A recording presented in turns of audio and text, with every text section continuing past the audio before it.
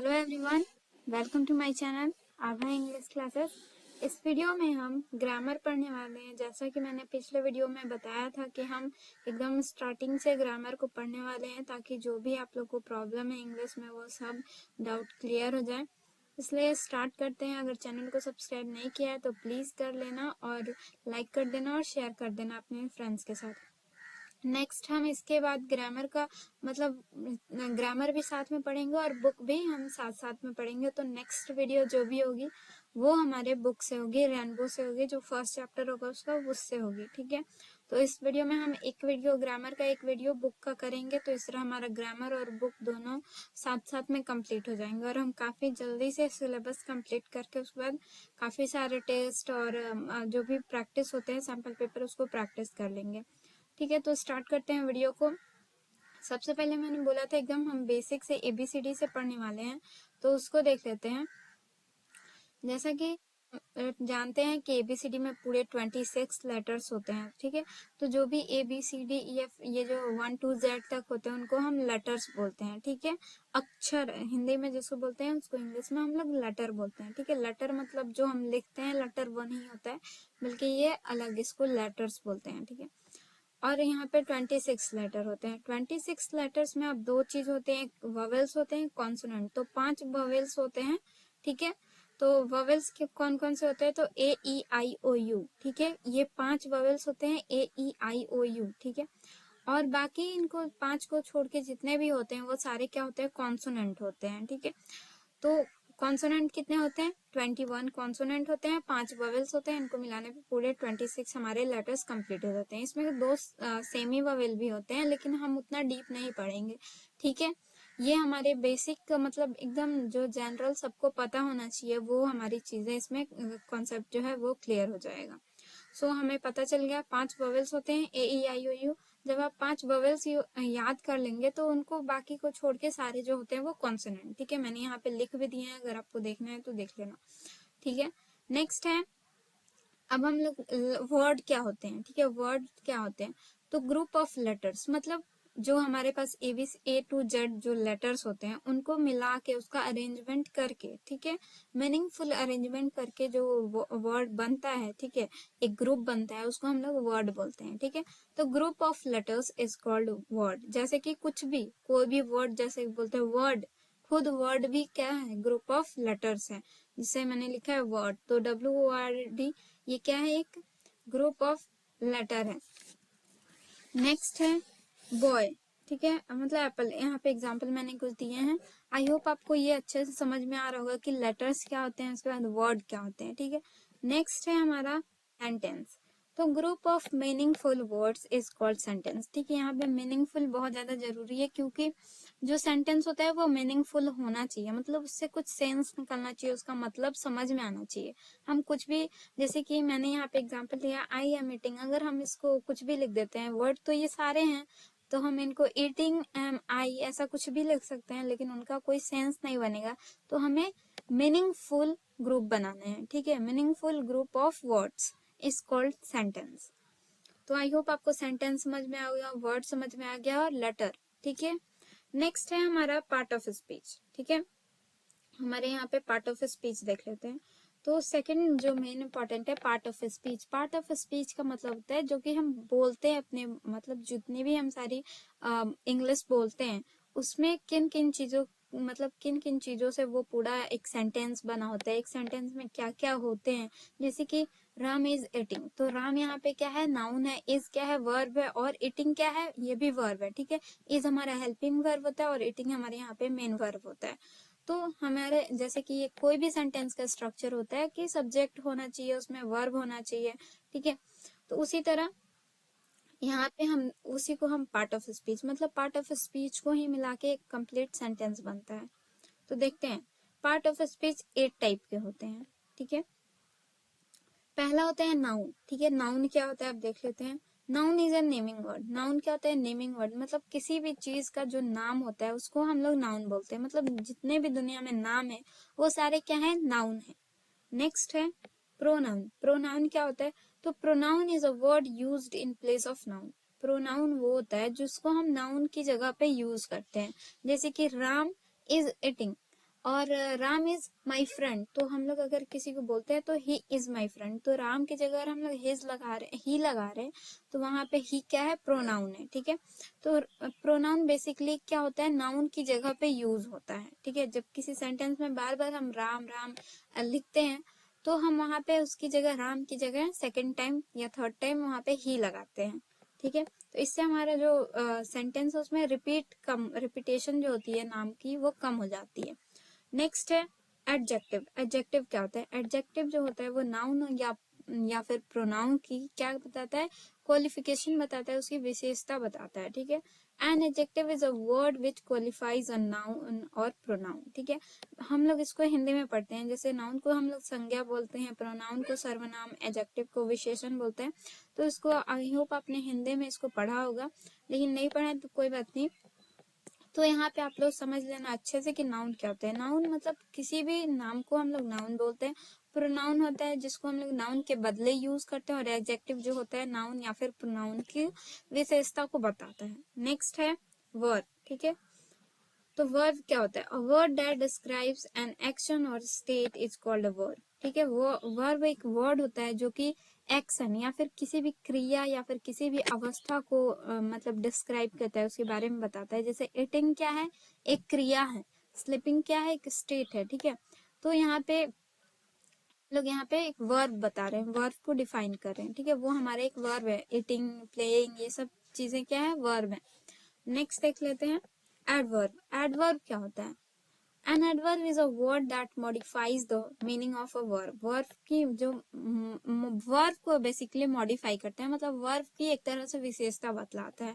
ठीक है, नेक्स्ट देख लेते हैं, जैसे कि एडवर्ब का एग्जांपल देख लेते हैं। वर्ब क्या क्या होता है, जैसे ही इज प्लेइंग, यहाँ पे प्लेइंग क्या है, वर्ब है। ठीक है, और एडवर्ब का क्या हो जाएगा, जैसे एक और एग्जांपल लेते हैं, जैसे कि वर्ब हो गया ही इज रनिंग, वो रन कर रहा है मतलब वो दौड़ रहा है। और adverb he is running very fast, तो यहाँ पे क्या है, वेरी जो यहाँ पे लगाया गया है वो क्या है, एडवर्ब है, मतलब वो वर्ब को क्वालिफाई कर रहा है, मॉडिफाई कर रहा है। ठीक है, नेक्स्ट है preposition.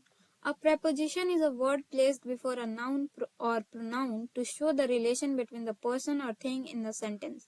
ठीक है, तो preposition क्या होता है, preposition एक वर्ड होता है जो नाउन और प्रोनाउन के पहले आता है और वो रिलेशन शो करता है, मतलब किसी भी सेंटेंस में वो बीच में लगता है और वो दो मतलब सेंटेंस के दूसरी साइड को उसके बगल वाली साइड से जोड़ने का एक तरह से काम करता है। ठीक है, मतलब जैसे हम बोलते हैं he is Ram, I am,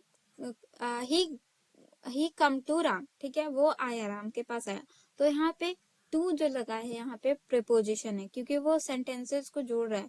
he come to Ram, तो मतलब वो राम के पास आया, तो यहाँ पे टू जो है हमारा प्रीपोजिशन का काम कर रहे हैं, वो रिलेशन बता रहे हैं कि वो राम के पास आए हैं। ठीक है, आई होप आपको एग्जाम्पल अच्छे से समझ में आ रहा होगा और आपको पार्ट ऑफ स्पीच भी अच्छे से समझ में आ रहा होगा। नेक्स्ट देखते हैं कंजंक्शन क्या होता है। Conjunction, a conjunction is a word used to join words, phrase और सेंटेंस।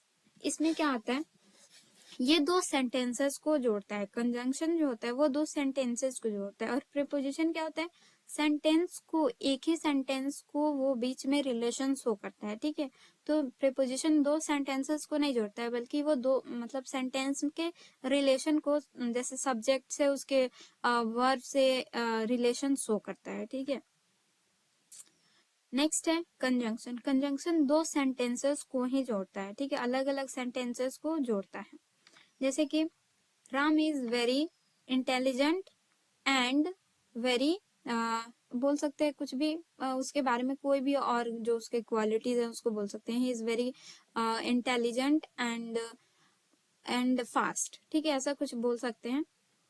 एंड यहाँ पे क्या कंजंक्शन का काम करे, वो दो दो सेंटेंसेस को जोड़ने का काम करे। ठीक है, नेक्स्ट है interjection. Interjection is a word which express some sudden feeling. और इंटरजेक्शन क्या होता है, वो एक वर्ड होता है जिसके द्वारा कोई भी अपने सडन फीलिंग को एक्सप्रेस करता है, दिखाता है। सडन फीलिंग का मतलब हो गया अचानक से जो फील आता है, जैसे कि ओह, अल्लाह, इस टाइप के जब हम वर्ड यूज करते हैं तो उसको हम लोग इंटरजेक्शन बोलते हैं। ठीक है, नेक्स्ट है, तो हम लोग अब पार्ट ऑफ स्पीच को हमने शॉर्ट में देख लिया। अब इसको हम सारे जो पार्ट ऑफ स्पीच हैं, जो 8 पार्ट ऑफ स्पीच हैं, इनको हम सेपरेटली एक एक करके पढ़ेंगे। ठीक है, तो सबसे पहला जो हमारा पार्ट ऑफ स्पीच का टाइप है वो नाउन है। ठीक है, तो अब हम लोग नाउन क्या होता है, तो नाउन होता है, noun is a naming word. मतलब नाउन मतलब किसी भी चीज के नाम को हम लोग नाउन बोलते हैं। तो नाउन के टाइप कितने होते हैं? नाउन के 5 टाइप होते हैं, common noun, proper noun, collective noun, abstract noun, material noun. ठीक है, ये 5 नाउन के टाइप होते हैं। तो पहला है कॉमन नाउन। अब कॉमन नाउन का डेफिनेशन देखते हैं, उसके बाद उसका एग्जाम्पल और उसको अच्छे से समझेंगे। तो a common noun is a name shared by every person और thing of the same class. ठीक है, कॉमन नाउन क्या है? एक नेम है। बेसिकली नाउन क्या है? नेम ही है। तो सारे जितने भी इसके टाइप होंगे वो सारे नाम ही होंगे। ठीक है, तो कॉमन नाउन ऐसा नाम है जो मतलब हर पर्सन और थिंग का होता है और वो एक ही क्लास से बिलोंग करने चाहिए। मतलब जैसे कि मैन बोले, तो मैन बोलने से हमारे पास सारे वो लोग आ गए, मतलब जितने भी मैन हैं वो आ जाते हैं। जैसे कि कोई मैन मोटा होता है, कोई पतला होता है, कोई लंबा होता है, कोई छोटा होता है। मतलब जैसे भी मैन है वो सारे मैन की कैटेगरी में मतलब सेम क्लास में आते हैं। वुमेन में सारे टाइप की, मतलब कोई वुमेन बहुत सुंदर है, बहुत काली है, बहुत गोरी है, इस टाइप की सारी वुमेन्स आ गई। ठीक है, उसमें कोई स्पेसिफिकेशन नहीं है कि इस टाइप के वुमन, नहीं, सारे वुमन आ जाते हैं। ट्री में सारे ट्री हो जाते हैं, बहुत सारे ट्री होते हैं, मैंगो ट्री होते हैं, पीपल ट्री होता है, मतलब जितना भी ट्री होता है सब आ जाता है ट्री में। ठीक है, उसी तरह हम इसका बहुत सारे एग्जाम्पल ले सकते हैं। नेक्स्ट है प्रॉपर नाउन। प्रॉपर नाउन में क्या होता है? A proper noun is a name of a particular person, place और थिंग। प्रॉपर नाउन में एक पार्टिकुलर पर्सन और प्लेस और थिंग का नाम होता है। ठीक है, मतलब वो पार्टिकुलर होता है, वो मतलब उसी का वो नाम होता है और किसी का नहीं होता है। तो जैसे कि सचिन, मतलब सचिन अब किसी का भी नाम, मतलब मेरा भी नाम है, ये मेरे लिए बहुत ज्यादा पार्टिकुलर है, मेरा खास है, मतलब मेरे लिए अलग है। ठीक है, क्योंकि मैं अकेली हूँ, मतलब हम सबसे अलग है, हम पार्टिकुलर हैं। आप लोग अपना अपना, आपका अपना नाम एक प्रॉपर नाउन है। ठीक है, क्योंकि वो किसी और का नाम नहीं है। ठीक है, और अगर है भी तो वो आपके जैसा नहीं है। ठीक है, आप लोग यूनिक जिसको बोलते हैं उस टाइप से। ठीक है, और जैसे कि माउंट एवरेस्ट, माउंट एवरेस्ट का नाम है और ये किसी का भी नाम नहीं है। ताजमहल नाम है तो ये किसी का भी नाम, और का किसी का भी नाम नहीं है। ठीक है, तो पार्टिकुलर जितने भी नेम होते हैं, प्लेस के, पर्सन के, थिंग के, तो वो क्या होते हैं? प्रॉपर नाउन के अंदर में आते हैं। नेक्स्ट है collective noun. A collective noun is the name of a group of people or collection of things of the same kind। मतलब ये जो होता है कलेक्टिव नाउन, ये भी नाम होता है, लेकिन ये क्या होता है? ग्रुप ऑफ पीपल होता है या फिर किसी भी चीजों का कलेक्शन का नाम होता है। ठीक है, जैसे कि क्लास, क्लास में बहुत सारे स्टूडेंट होते हैं, उनका ग्रुप होता है। टीम में बहुत सारे प्लेयर होते हैं, उनका ग्रुप होता है। आर्मी में बहुत सारे, मतलब जो आर्मी होते हैं, मतलब जो भी वहाँ पे जो भी आदमी होते हैं वो लोग आते हैं। आर्मी में बहुत सारे जवान होते हैं, उनको इकट्ठा करके आर्मी बनती है।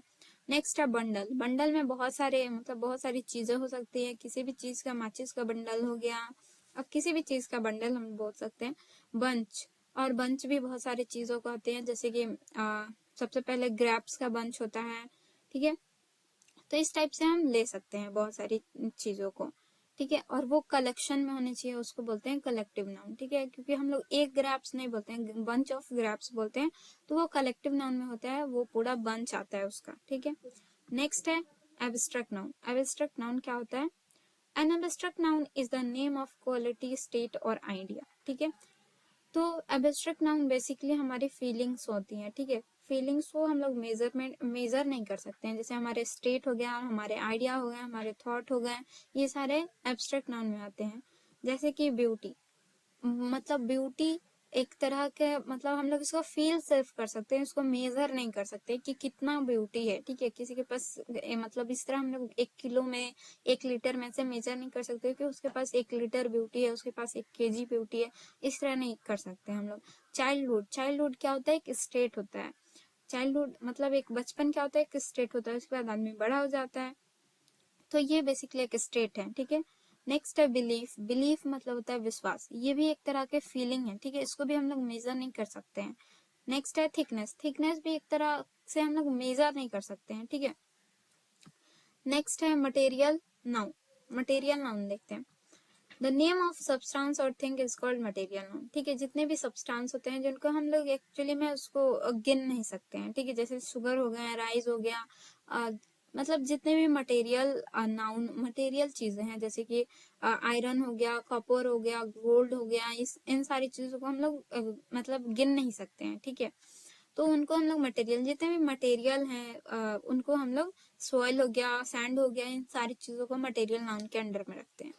तो आप आई होप आपको ये पूरा नाउन और उसके टाइप्स और इसके एग्जाम्पल अच्छे से समझ में आए होंगे। अगर कोई डाउट है तो आप कमेंट करके पूछ सकते हैं, और नेक्स्ट वीडियो में हम इसका प्रोनाउन कंप्लीट करेंगे। ठीक है, अगर आपको और ज़्यादा डीप में नाउन या पढ़ना है नाउन को और ज़्यादा डीप में, तो आप कमेंट कर सकते हैं। और अगर वीडियो अच्छी लगी है तो प्लीज़ सब्सक्राइब करना, शेयर करना और लाइक करना अपने फ्रेंड्स के साथ। So thank you for watching.